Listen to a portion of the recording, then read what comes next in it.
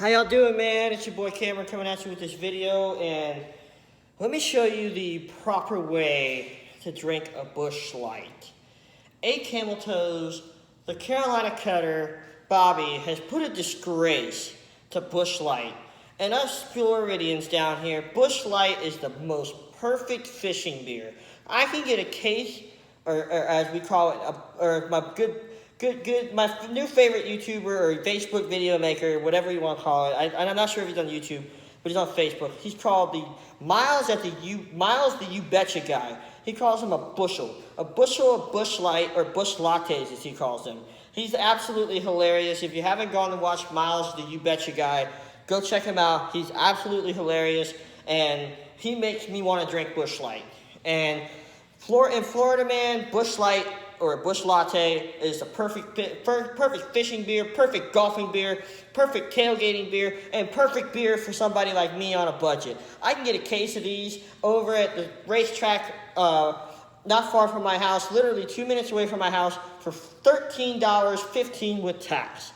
And this is the proper way to open a Busch Latte or Busch Light.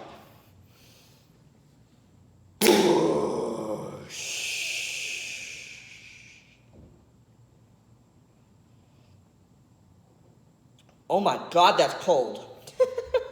I absolutely love that intro. That is like one of the greatest intros ever. It's not that crack, what's up guys, like a fucking nerd. Don't even understand how people still watch him. Don't understand how people still pay him any kind of mind. And here I go talking about that, and here I am talking about him. But beside the point, making this video just to pop up and say what's up. I think it was a month ago, maybe 2 months ago, when I came out with that last video, just saying what's up again. Just popping up. Figured camera sliding, my bad. Figured I'd, let you know, what's going on. Season tickets were just paid off, so I am officially renewed for 2019.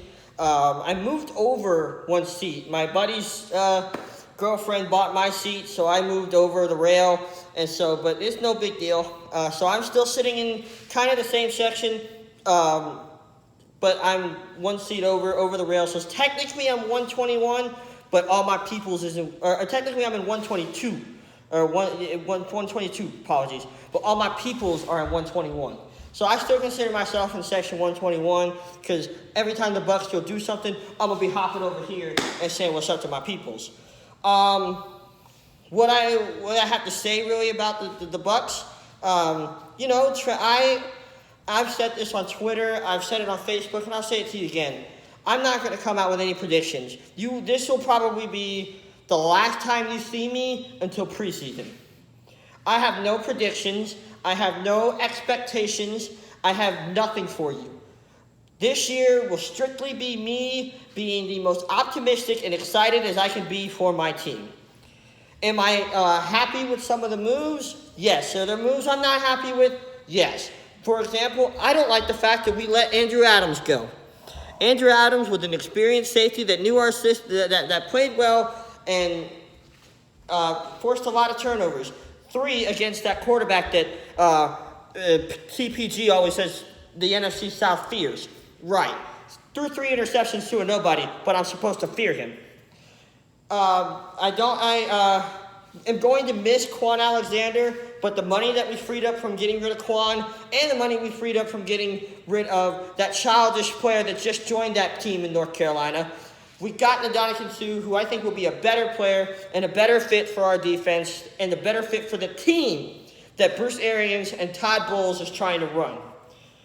I saw this video the other day about Jameis Winston. Everybody's questioning Jameis. Okay, here's my debacle with Jameis Winston. Has he had his off-the-field issues? Yes, he's had his off-the-field issues. Everybody knows he has the rape allegations in 2014, 2015 in Florida State.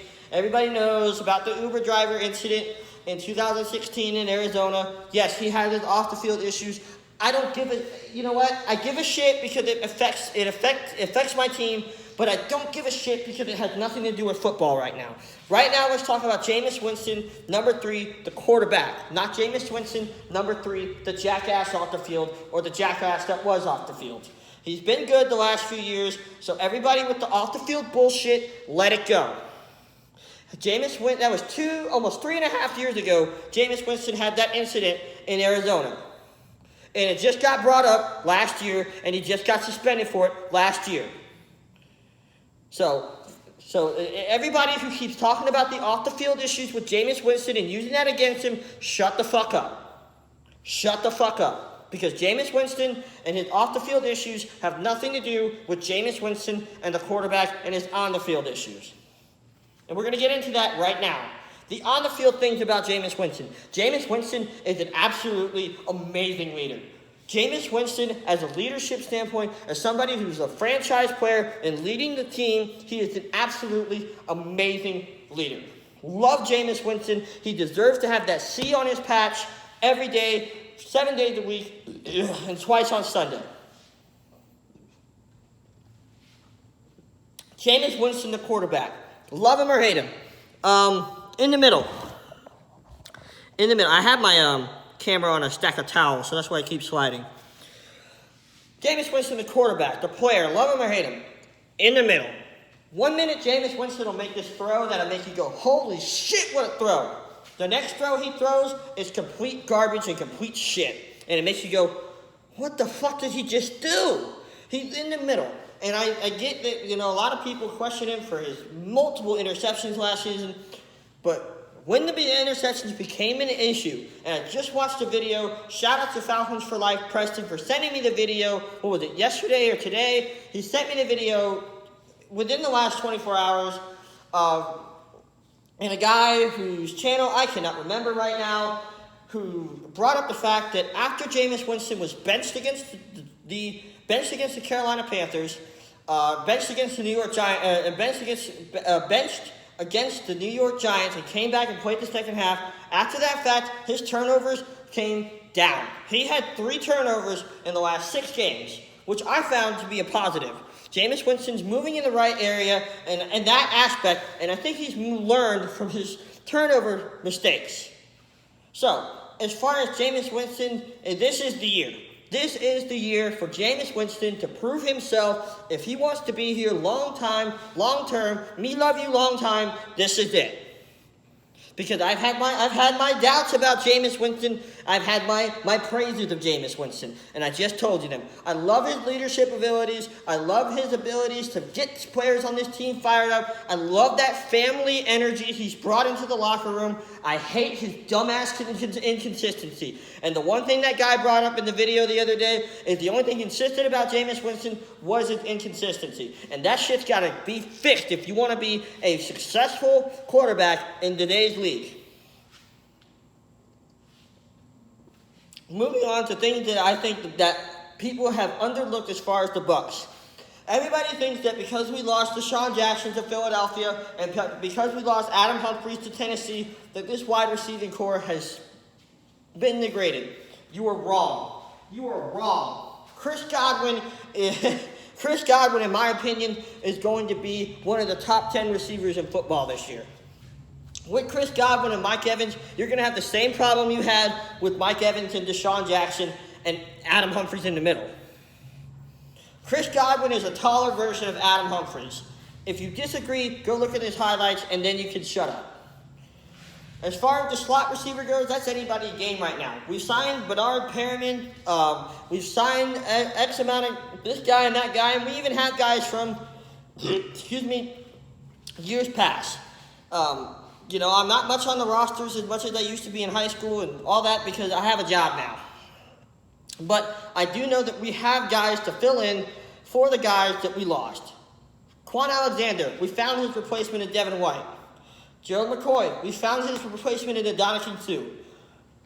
Adam Humphries and Deshaun Jackson found their replacements, maybe, in the slot receiver for Adam Humphries. Deshaun Jackson, his replacement to Chris Godwin. And we still have O.J. Howard and Cam Brate.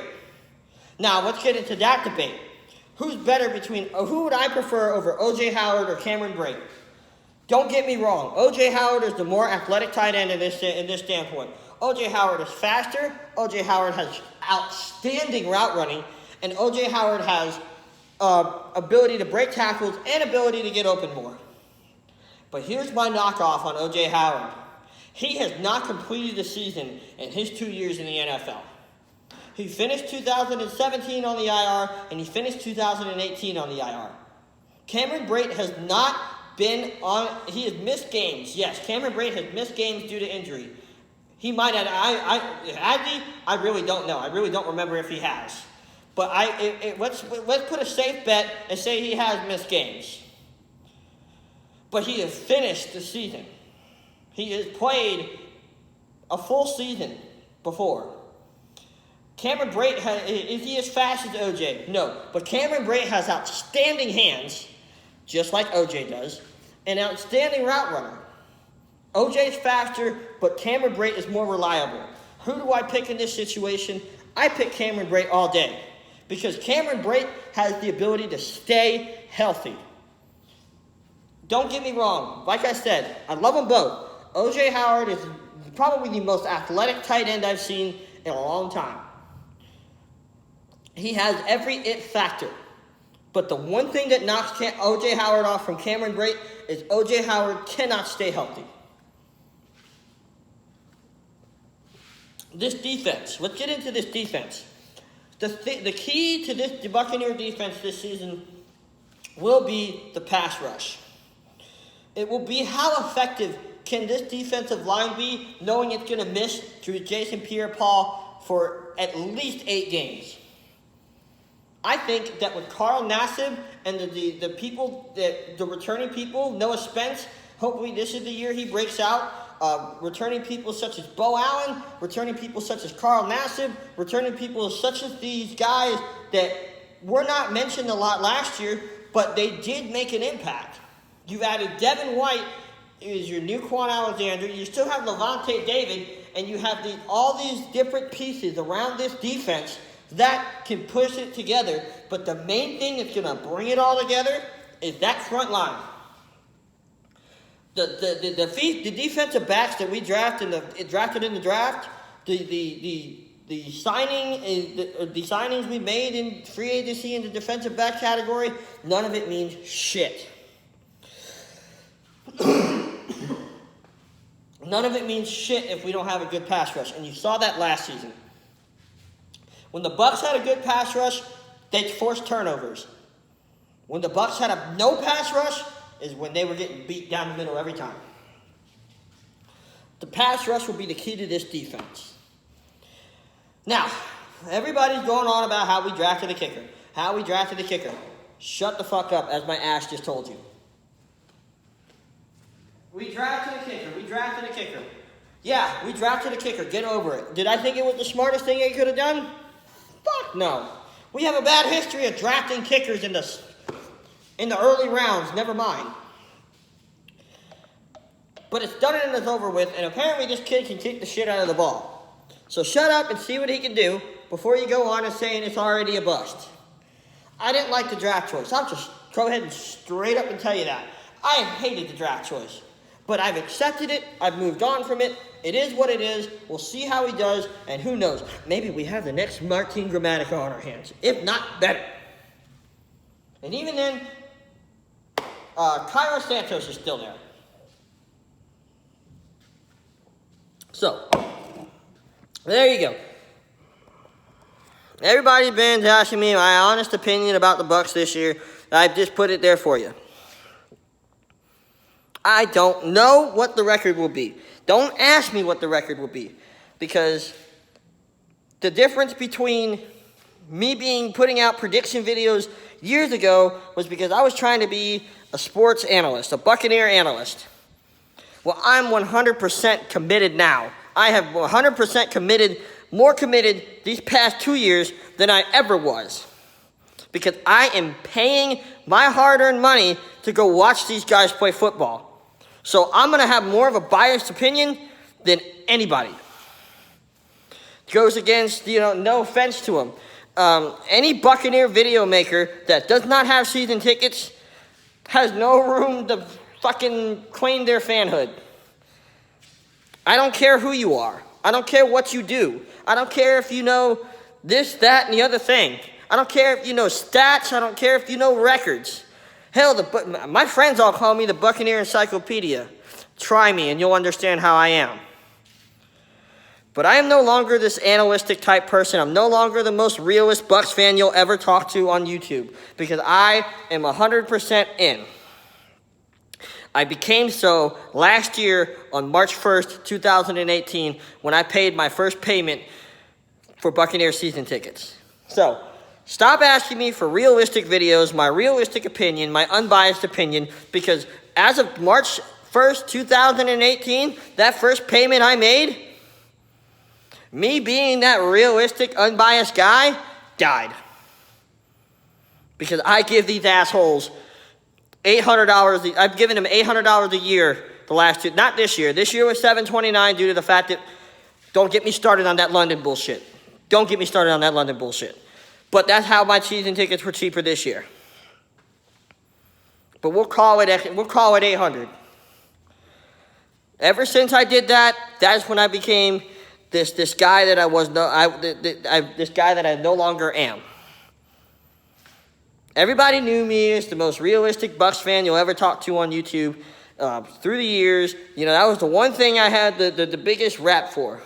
Everybody said, oh, if you want to go check out a realistic Bucs fan who will talk real with you, I'll always talk real with you. But I'm going to give my team the edge because I pay them $800 a year. And to some people, that's nothing. To some, the Patriot fans, that's nothing. Giant fans, that's nothing. Jets fans, that's nothing. Cowboys fans, that's nothing. Hell, maybe even Falcons fans. My good buddy Allgator, that might be nothing. $800 might be shit to you. But for somebody who's making just over, you know, somebody in his early 20s who's paying his parents' rent, who's having a hard time, you know, having a hard time at work, $800 is a lot.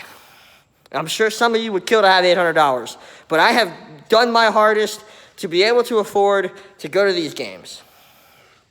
And I take a lot of pride in that.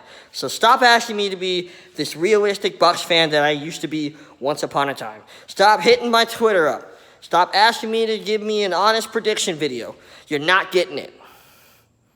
As far as opinions go, I'll give them to you. I just did. I'll do that.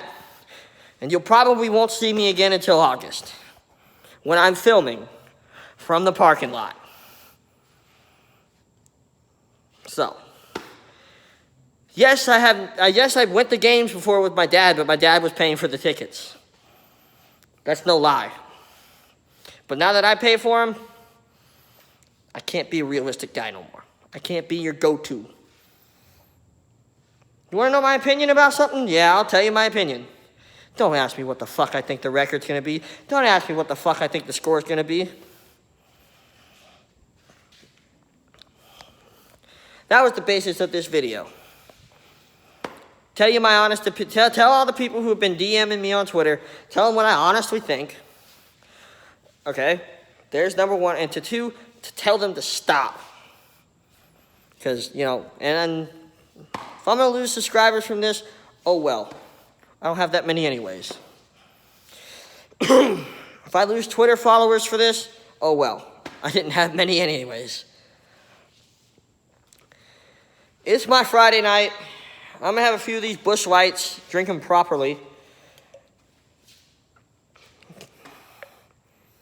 And I'm going to enjoy my weekend. Y'all have a good night. Go Bucs. Cheers.